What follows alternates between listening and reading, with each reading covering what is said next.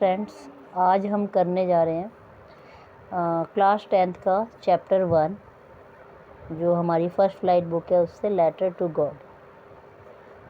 हम इस लेसन में पढ़ेंगे इस चैप्टर की समरी, थीम और अबाउट द ऑथर। सबसे पहले आता है हमारा समरी। और समरी जो ये रिटर्न की है या ये जो इसके राइटर हैं वो है G.L. फेंटस। फ्रेंड्स, इसकी समरी है चैप्टर की। एक इसमें लैंचो नाम का मेहनती किसान होता है और उसकी जो फसल होती है वो काफ़ी अच्छी होने की उसको आशा होती है, परंतु क्या होता है, दुर्भाग्य से एक हेल स्टॉर्म आता है, यानी ओलों का तूफ़ान आता है और उसकी जो फसल होती है, जो उसकी क्रॉप्स होती है, वो पूरी तरह बर्बाद हो जाती है ओलों के आने से। अब क्या होता है, लैंचो बड़ा सैड हो जाता है और उसका जो भगवान में फेथ था, भगवान में जो उसका फेथ था वो बहुत ही स्ट्रॉन्ग था, वो बहुत ही विश्वास करता था भगवान में। उसने सोचा कि भगवान उसकी सहायता करेंगे। अब एक वो बहुत ही आम आदमी था और उसने भगवान को एक पत्र लिखा। वो बहुत ही सीधा था, उसे नहीं पता था, उसे बस ये होता था कि वो भगवान से हेल्प मांगे और भगवान उसकी हेल्प ज़रूर करेंगे।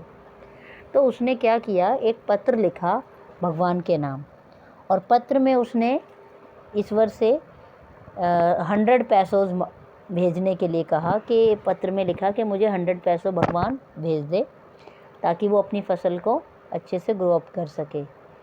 तब वो क्या करता है, पत्र लिखकर डाकघर जाता है और पत्र को डाक पेटी में डाल देता है।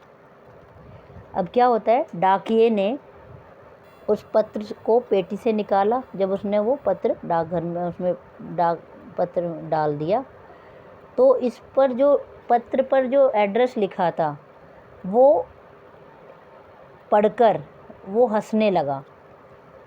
तब पोस्ट मास्टर के पास गया और उसने वह विचित्र पत्र दिखाया। डाकिये ने उसमें से पत्र निकाला लेटर बॉक्स से, और वो पत्र जो है देखकर वो पहले तो हंसा और फिर वो पत्र लेकर पोस्ट मास्टर के पास गया और वो बड़ा जो स्ट्रेंज सा पत्र था उसको उसने पोस्ट मास्टर को दिखाया।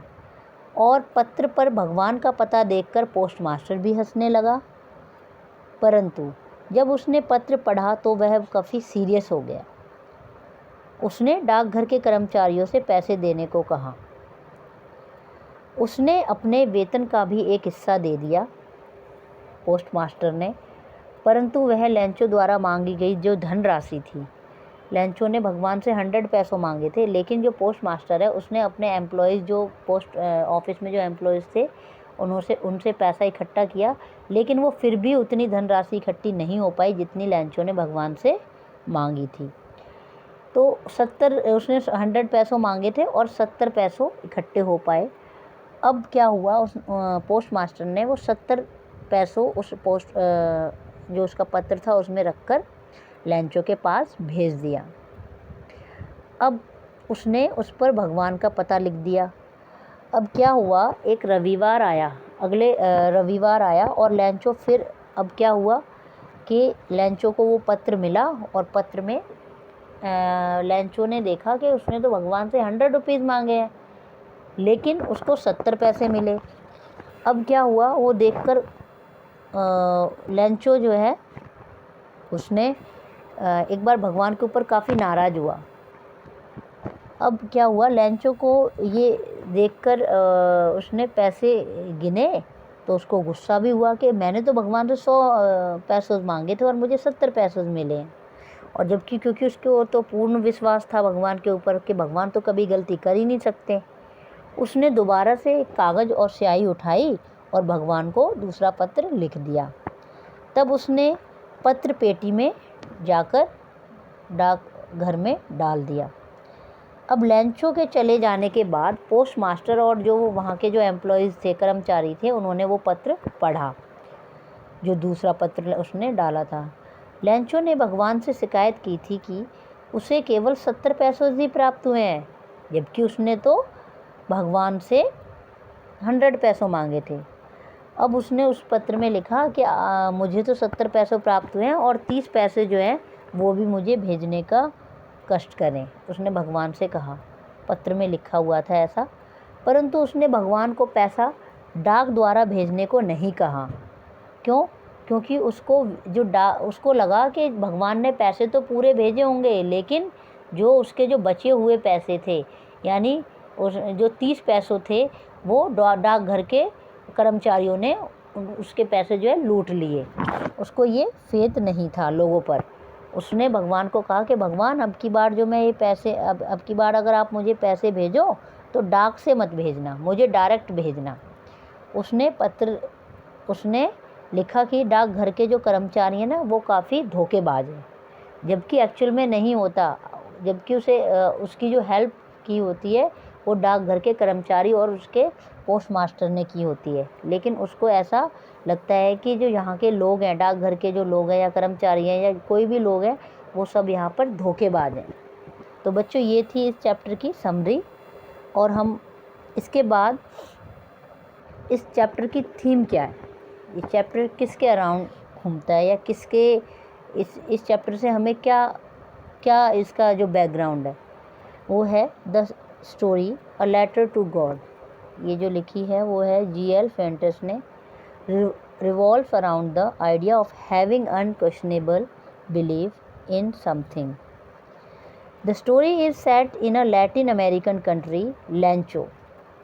Lancho, the farmer who is the protagonist, means ये इसका main character है of the story, writes a letter to God seeking help from the Almighty after discovering his entire crops yield destroyed by a devastating hailstorm. Although his wishes get fulfilled partially, if not completely, he is ungrateful in the end and questions the honesty and modesty of the postmaster who actually helped him with money in the name of God.